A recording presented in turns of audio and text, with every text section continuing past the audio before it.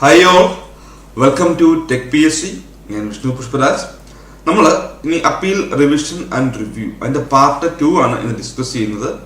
Section 81, 82, 83 ട്രിബ്യൂണലുമായി ബന്ധപ്പെട്ട വകുപ്പ് 81, 82, 83 നമ്മൾ ഡിസ്കസ് ചെയ്തു.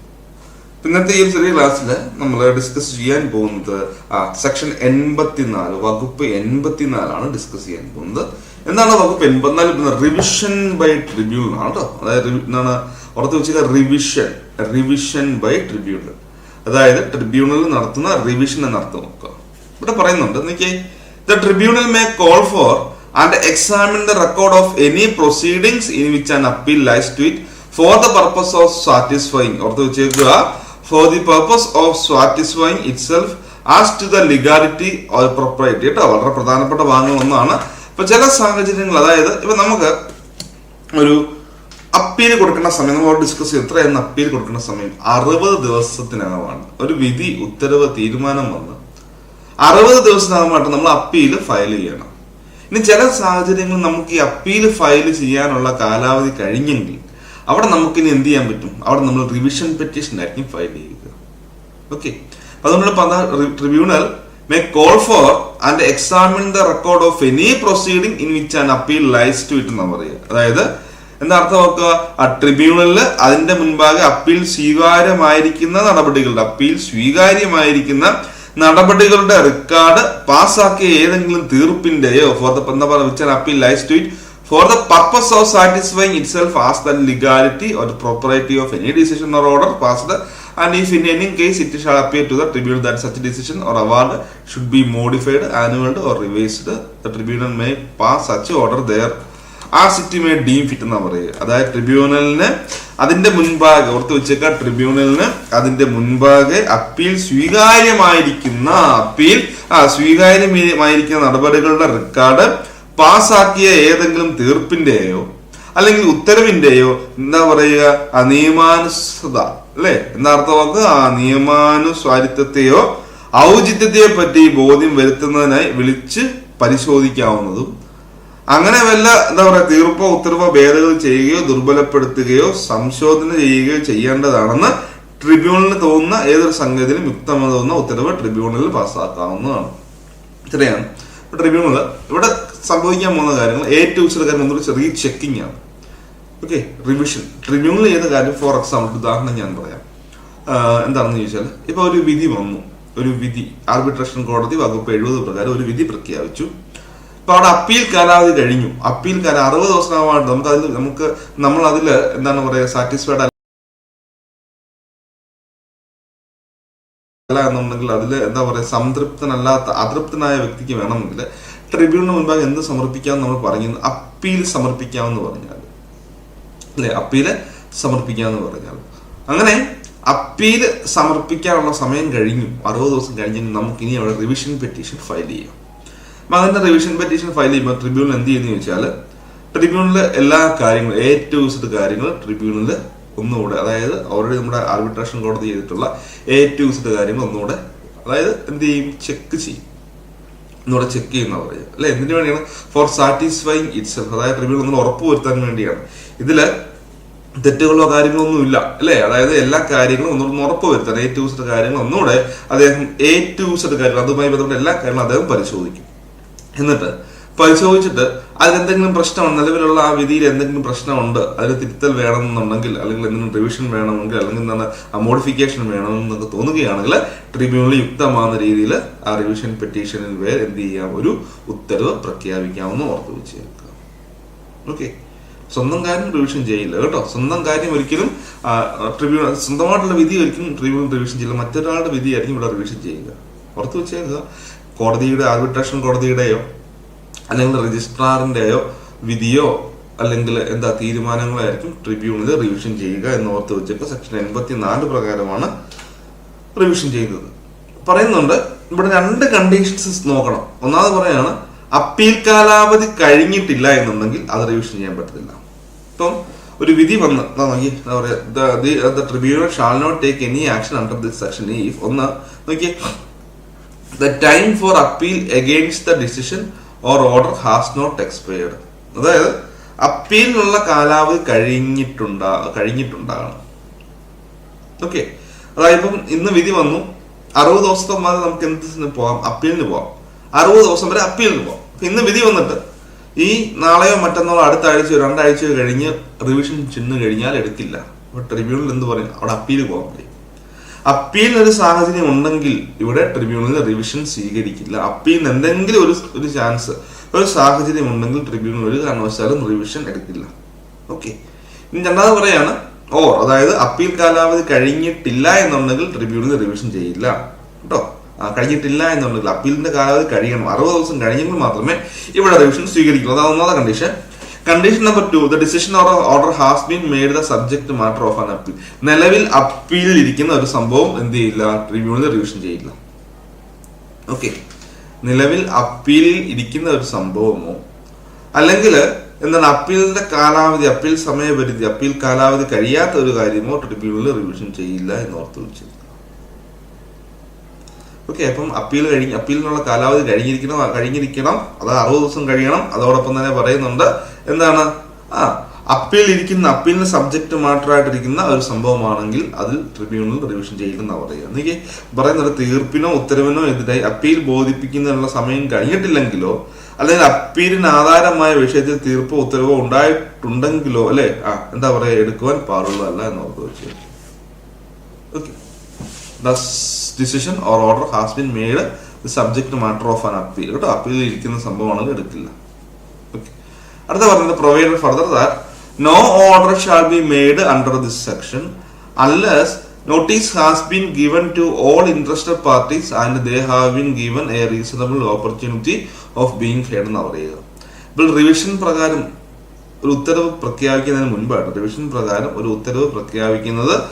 മുമ്പായിട്ട് പറയുന്നുണ്ട് ഇരു പാർട്ടികളെയും നോട്ടീസ് അയക്കണം. ഇരു പാർട്ടികൾക്കും ട്രിബ്യൂണൽ നോട്ടീസ് അയച്ച് അവരെ വിളിച്ചു വരുത്തി അവർക്ക് പറയാനുള്ളത് കേൾക്കണമെന്നാണ് പറയുക കേട്ടോ. ഈ വകുപ്പ് പ്രകാരം യാതൊരു ഉത്തരവും അല്ലെങ്കിൽ അവകാശ ബന്ധമുള്ള എല്ലാ കക്ഷികൾക്കും, ഇതിലെ തൽപര കക്ഷികൾക്കെല്ലാം നോട്ടീസ് നൽകുകയും പിന്നെ പറയുന്നുണ്ട് എന്താ പറയുക, അവരെ വിളിച്ചു വരുത്തി അവർക്ക് അവരുടെ ഭാഗം പറയേണ്ട അവസരവും പ്രൊവൈഡ് ചെയ്യണമെന്ന് ഓർത്ത് വെച്ച്. ഓക്കെ, ഈ കാര്യം ഒന്ന് മനസ്സിലാക്കി പോകട്ടോ. ഓക്കെ, ഈ കാര്യം ഒന്ന് മനസ്സിലാക്കുക. അതാണ് 84 എന്താണ് റിവിഷന് ഓർത്ത് വെക്കുക. റിവിഷൻ ഇവിടെ സമയപരിധിയില്ല, ഇത്ര ദിവസമായിട്ട് റിവിഷൻ കൊടുക്കണമെന്നില്ല കേട്ടോ. അപ്പൊ റിവിഷന് സമയപരിധി ഇല്ല എന്ന് ഓർത്ത് വെച്ചേക്കുക. റിവിഷന് സമയപരിധിയില്ല, ഇത്ര നാളുകൾക്കാവാണ്ട് റിവിഷൻ പെറ്റീഷൻ കൊടുക്കണമെന്ന് പറയുന്നില്ല. പക്ഷെ അപ്പീൽ സാഹചര്യത്തിൽ കൊടുക്കാൻ പാടില്ല. അപ്പീലിനുള്ള ആ ഒരു സാഹചര്യം കഴിഞ്ഞെങ്കിൽ മാത്രമേ അവിടെ റിവിഷൻ പെറ്റീഷൻ ഫയൽ ചെയ്യാൻ പറ്റുള്ളൂ. അടുത്തതാണ് റിവ്യൂ എന്ന് പറയാൻ നിങ്ങൾ ആലോചിക്കേ, ഒന്നും കൂടെ നോക്കാൻ പുനഃപരിശോധനയാണ്. എന്താ അർത്ഥം നോക്കുക, പുനഃപരിശോധന, review of orders by tribunal അല്ലെ. ട്രിബ്യൂണലിന്റെ ഉത്തരവുകൾ പുനഃപരിശോധന ചെയ്യണം. ഓക്കെ, പുനഃപരിശോധന, റിവ്യൂ, പുനഃപരിശോധന. നോക്കിയേ, ഇവിടെ നമ്മൾ മനസ്സിലാക്കേണ്ട പ്രധാനപ്പെട്ട ഒരു കാര്യമുണ്ട്.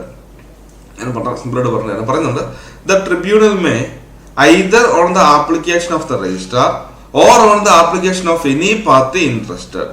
അതായത് ട്രിബ്യൂണലിൽ ഒന്നെങ്കിൽ രജിസ്ട്രാറിന്റെ അപേക്ഷയിന്മേലോ അല്ലെങ്കിൽ or on the application of any party interest അല്ലെങ്കിൽ ഏതെങ്കിലും ഒരു തൽപര കക്ഷിയുടെ അപേക്ഷയിന്മേലോ പറയുന്നുണ്ട് റിവ്യൂ ഇറ്റ്സ് ഓൺ ഓർഡർ. അതായത് ട്രിബ്യൂണലിന്റെ സ്വന്തം ട്രിബ്യൂണൽ ഓൾറെഡി ഇഷ്യൂ ചെയ്ത ഓർഡർ പുനഃപരിശോധന നടത്തുന്നതിനെയാണ് റിവ്യൂ എന്ന് പറയുക. ക്ലിയർ അല്ലേ?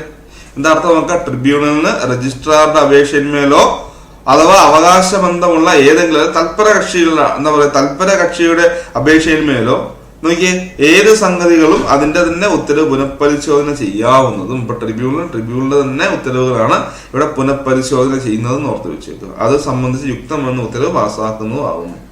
എന്നാൽ ഇപ്പൊ സാധാരണ ഇപ്പൊ ട്രിബ്യൂണൽ ഒരു വിധി പ്രഖ്യാപിക്കുന്നു. അങ്ങ് പ്രഖ്യാപിക്കുന്നു.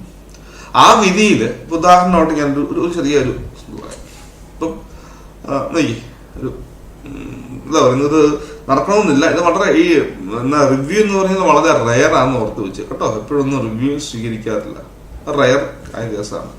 ഒരു കാര്യം ഞാൻ പറയാം,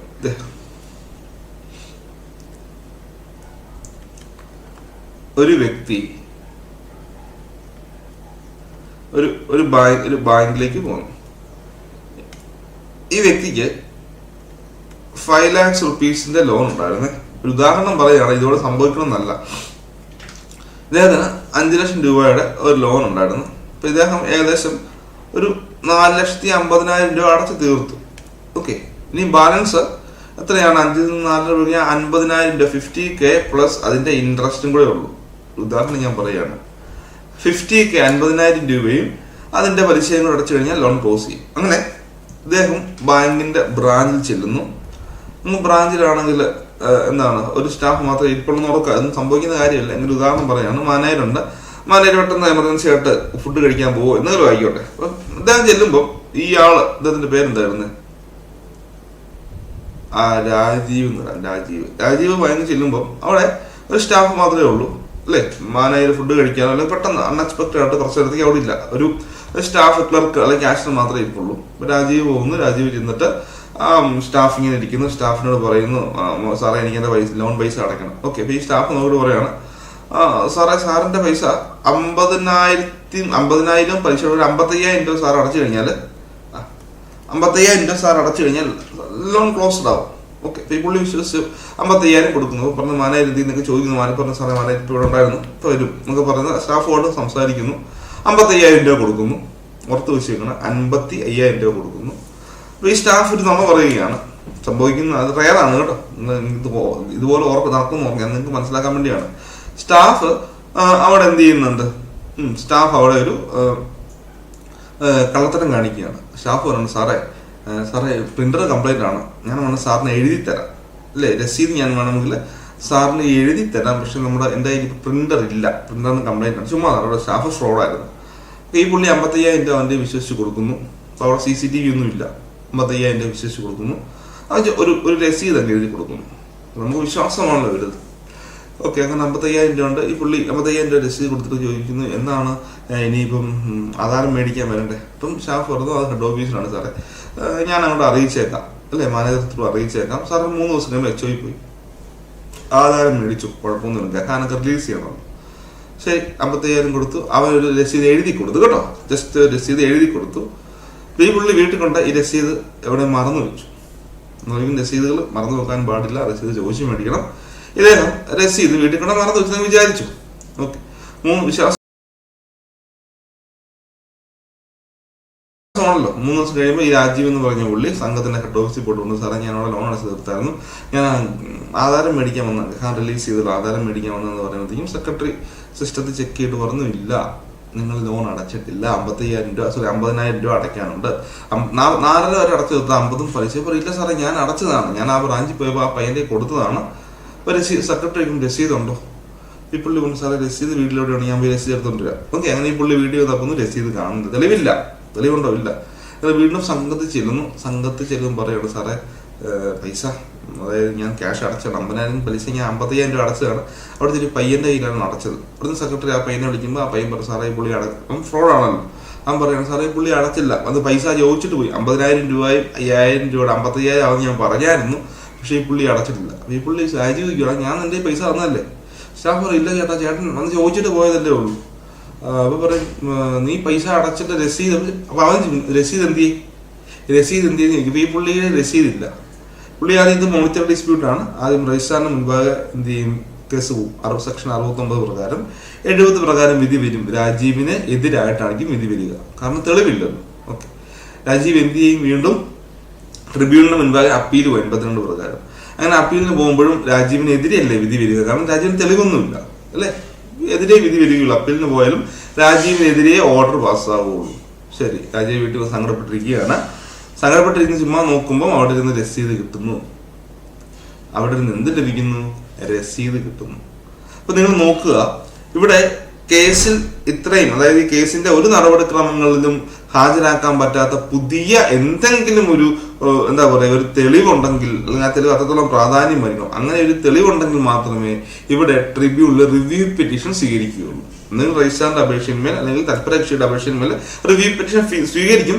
പക്ഷെ റിവ്യൂ പെറ്റീഷൻ സ്വീകരിക്കുന്നുണ്ടെങ്കിൽ നോക്കിയേ, provided that no such application shall be entertained unless the tribunal is satisfied, ട്രിബ്യൂണലിനെ ബോധ്യപ്പെടുന്നത് that there has been a discovery of new and important matter, അല്ലെ, പുതിയതായിട്ട് നിലവിൽ നമ്മൾ ഹാജരാക്കാത്ത ന്യൂ ആൻഡ് ഇമ്പോർട്ടന്റ് മാറ്റർ, അല്ലെ, പുതിയതായിട്ടുള്ള ഒരു പുതിയതും important matter or evidence which after the exercise of due diligence was not within the knowledge of the applicant or could not be produced by him at the time when its order was made, or that there has been some mistake or error apparent on the face of the record, or that there was any other sufficient reason for reviewing the order.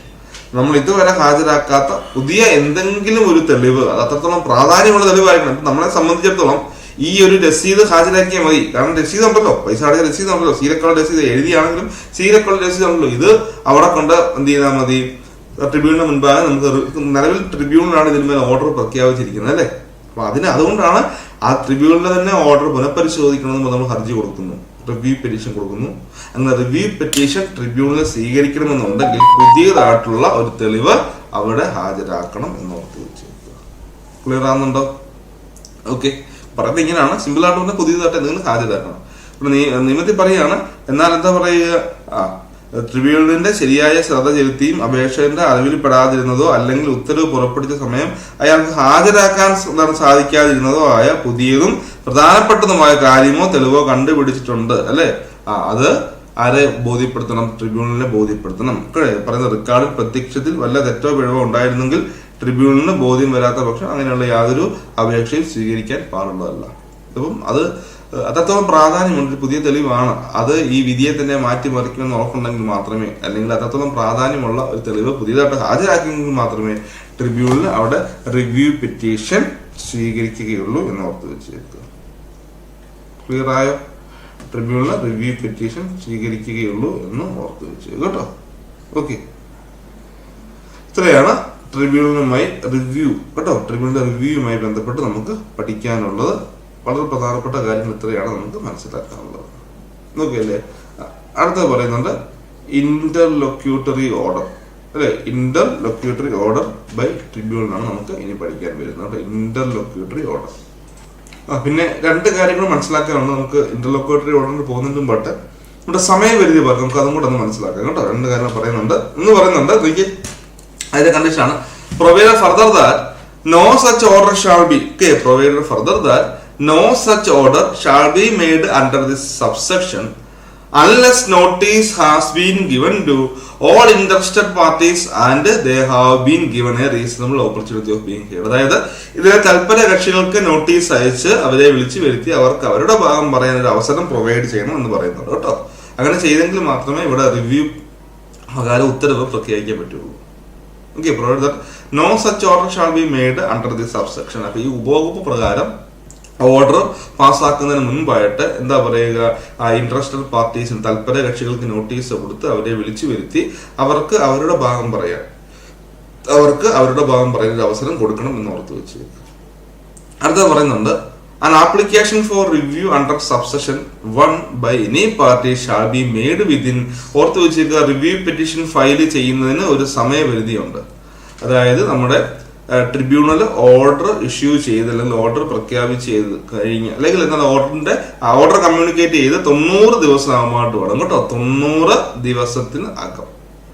റിവിഷന് സമയപരിധി ഇല്ല, പക്ഷെ ഇവിടെ പറയുന്നുണ്ട് 90 ദിവസമാകുമ്പോട്ട് review petition file ചെയ്യണം എന്ന് പറയുന്നുണ്ട്.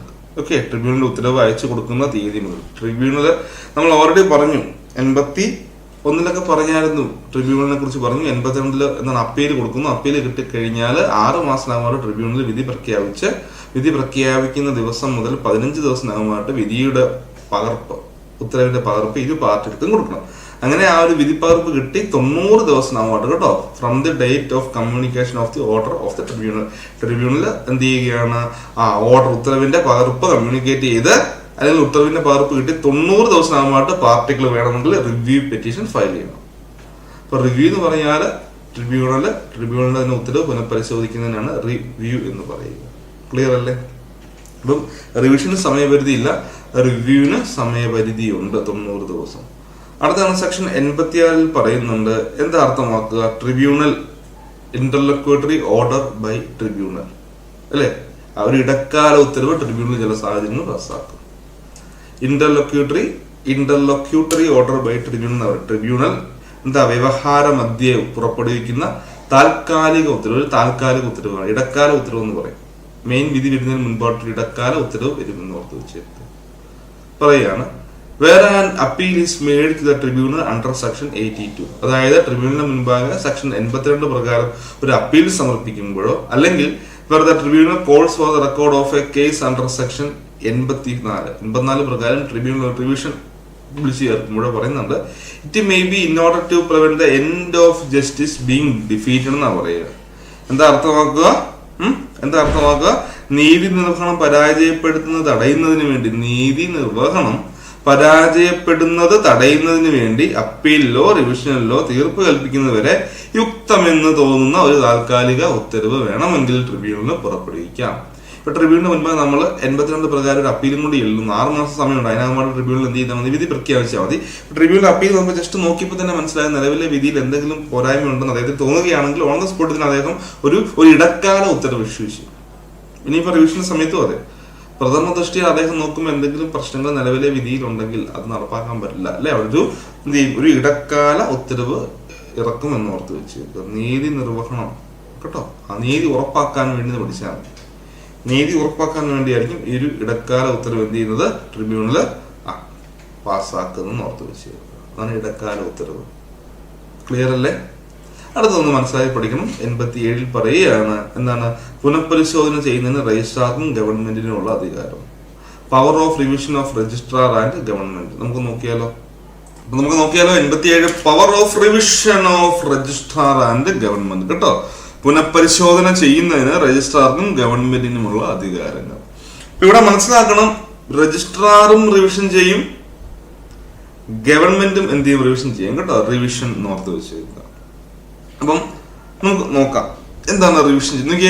The registrar may of his own motion, അല്ലെ? ഇപ്പൊ രജിസ്ട്രാർ സ്വമേധയാലോ ഓർ ഓൺ ആപ്ലിക്കേഷൻ അല്ലെങ്കിൽ ഒരു അപേക്ഷയിന്മേലോ പറയുന്നുണ്ട്. 82 വകുപ്പ് മൂലം ട്രിബ്യൂണൽ മുമ്പാകെ അപ്പീൽ ബോധിപ്പിക്കുക. നമുക്ക് മനസ്സിലാക്കാം സംഭവം എന്താ, ഞാൻ ക്ലിയർ ആക്കി തരാം.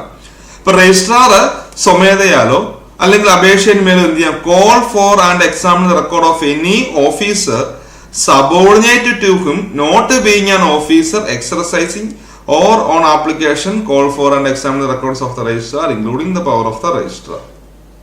Okay, എന്താണ് അർത്ഥമാക്കുക? ഇപ്പൊ ഇവിടെ രജിസ്ട്രാർ RCS റിവിഷൻ നടത്തും. അപ്പം രജിസ്ട്രാർ ആരുടെയൊക്കെ വിധിയായിരിക്കും ഇവിടെ റിവിഷൻ നടത്തുക?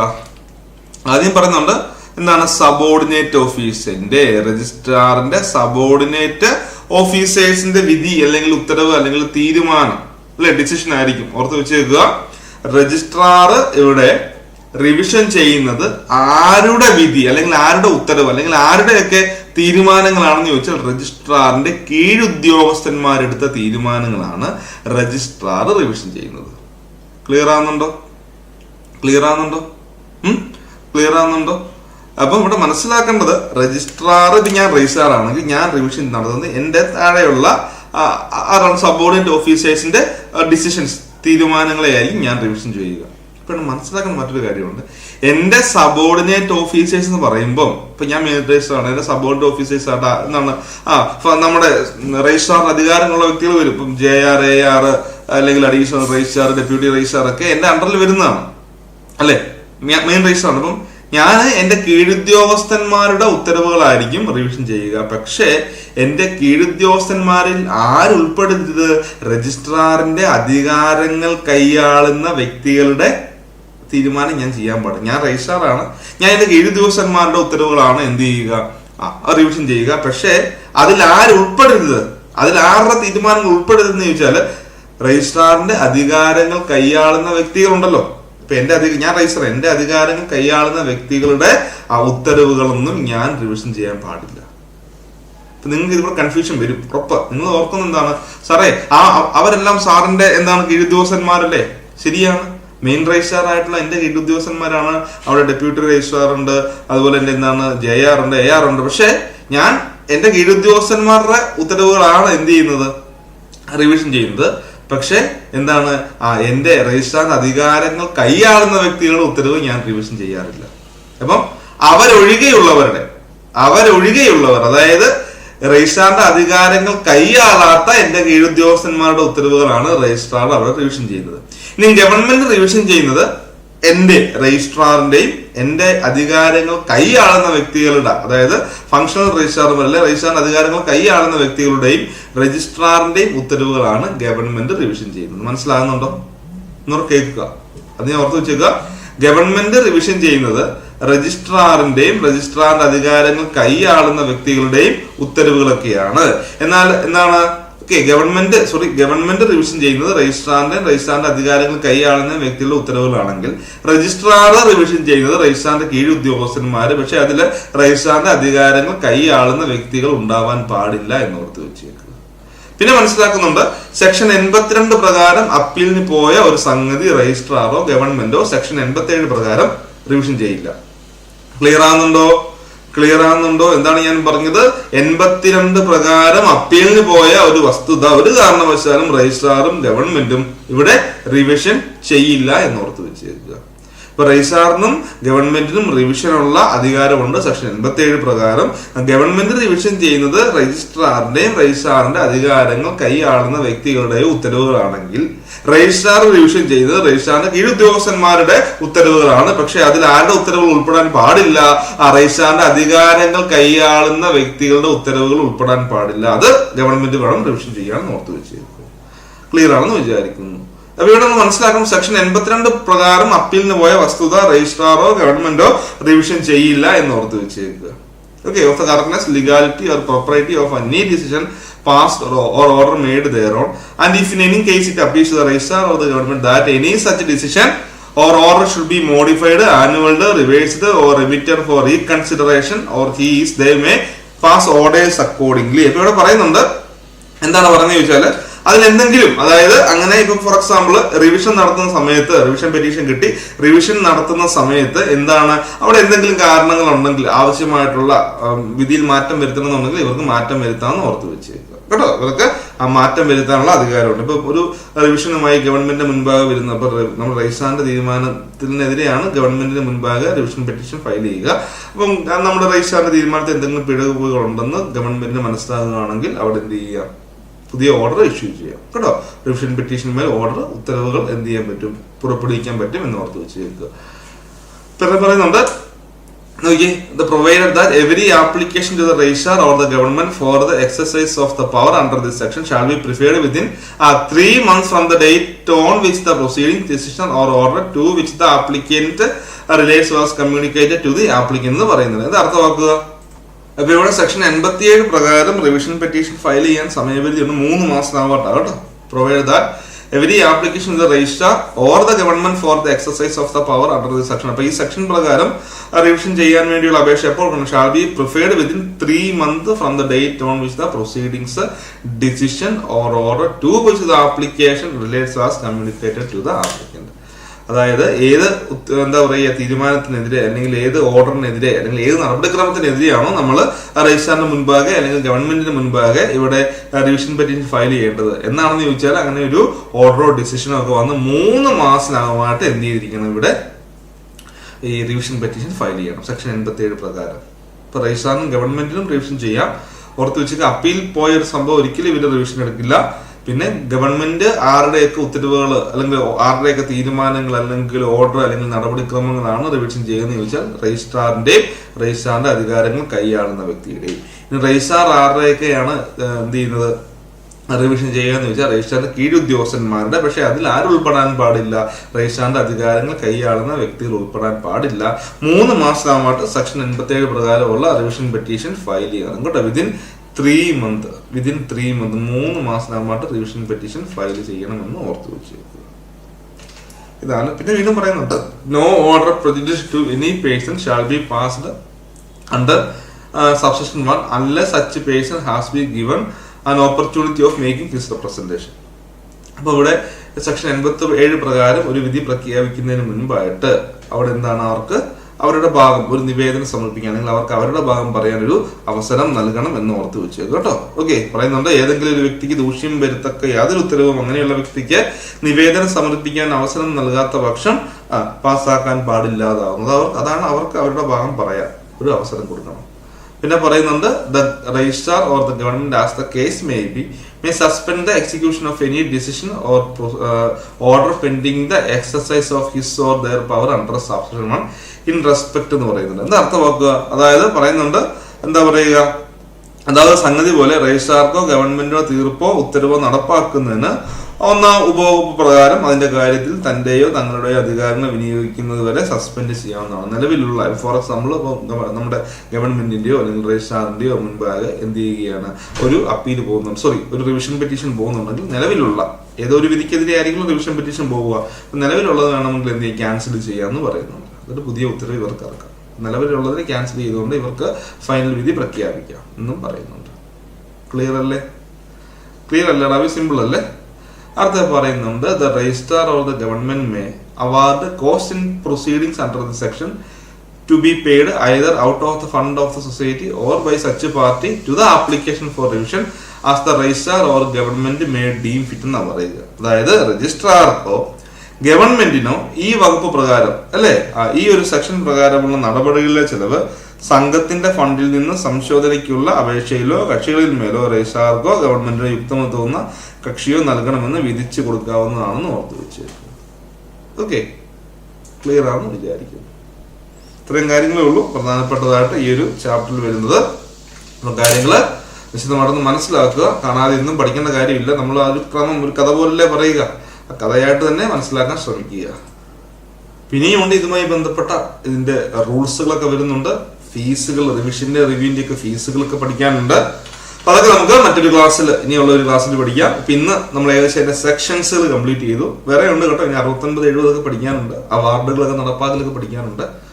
ഓർഡർ എക്സിക്യൂഷൻ ഒക്കെ ഉണ്ടെങ്കിൽ നമുക്ക് മറ്റൊരു ക്ലാസ്സിൽ പഠിക്കാം. അപ്പൊ ഇത്രയും കാര്യങ്ങൾ പ്രോപ്പറായിട്ട് നിങ്ങൾ മനസ്സിലാക്കുക. പിന്നെ ഒരു അപ്ഡേറ്റും കൂടെ തരാൻ വേണ്ടിയാണ് ഇപ്പോൾ നിങ്ങൾക്ക് നമ്മുടെ കോഴ്സുകളിൽ എന്താണ് ഒരു കോംബോ ഓഫർ അവൈലബിൾ ആണ്. ഇപ്പൊ JCI, കേസ് കാർഡ് ബാങ്ക് രണ്ടിനും കൂടെ ഒറ്റ കോഴ്സിൽ പഠിക്കാം കേട്ടോ. അപ്പോൾ ഓർത്ത് വെച്ചേക്കാം, നമ്മുടെ ഫീച്ചേഴ്സ് എന്ന് പറഞ്ഞാൽ റെക്കോർഡർ പ്ലസ് ലൈവ് ആണ്. റെക്കോർഡർ ക്ലാസ്സസ് അല്ലെ, സിലബസ് ബേസ്ഡ് റെക്കോർഡർ ക്ലാസ്സസ്, അതിന്റെ ലൈവ് ക്ലാസ്സസ്, പിന്നെ നിങ്ങൾക്ക് പഠിക്കാൻ എളുപ്പത്തിന് ക്യാപ്സ്യൂൾ നോട്ട്സുകള്, പിന്നെ സ്റ്റഡി മെറ്റീരിയൽസിലൊക്കെ PDF ഫോർമാറ്റിൽ അവൈലബിൾ ആണ്. പിന്നെ നിങ്ങൾക്ക് ഡൗട്ട് ക്ലിയർ ചെയ്യാനും അതുപോലെ തന്നെ എന്താണ് മറ്റു കാര്യങ്ങളുമായിട്ട് നിങ്ങളെ എന്താ പറയുക, നിങ്ങളെ സഹായിക്കാൻ, നിങ്ങളെ ഒന്ന് മോട്ടിവേറ്റ് ചെയ്യാനൊക്കെ ആയിട്ട് നമ്മളുടെ മെന്റേഴ്സിനെ ഒരു മെന്റർഷിപ്പ് സപ്പോർട്ട് നിങ്ങൾക്ക് ഇവിടെ അവൈലബിൾ ആണ്. എല്ലാവരും ഈ അവസരങ്ങൾ മാക്സിമം ഉപയോഗിക്കുക. ഈ ഓഫർ പ്രൈസ് തന്നെ കോഴ്സുകൾ നിങ്ങൾ എന്ത് ചെയ്യുക, വാങ്ങിയെടുക്കുക, പഠിക്കുക കേട്ടോ. മാക്സിമം നിങ്ങൾ അവസരങ്ങൾ യൂട്ടിലൈസ് ചെയ്ത് പഠിക്കുക.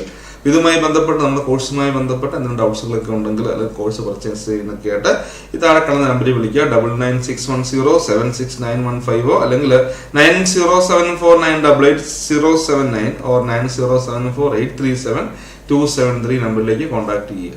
എല്ലാവർക്കും ഓൾ ദി ബെസ്റ്റ്. എല്ലാവരും നന്നായിട്ട് പഠിക്കുക കേട്ടോ. എല്ലാവർക്കും വിജയാശംസകൾ. Okay, thank you.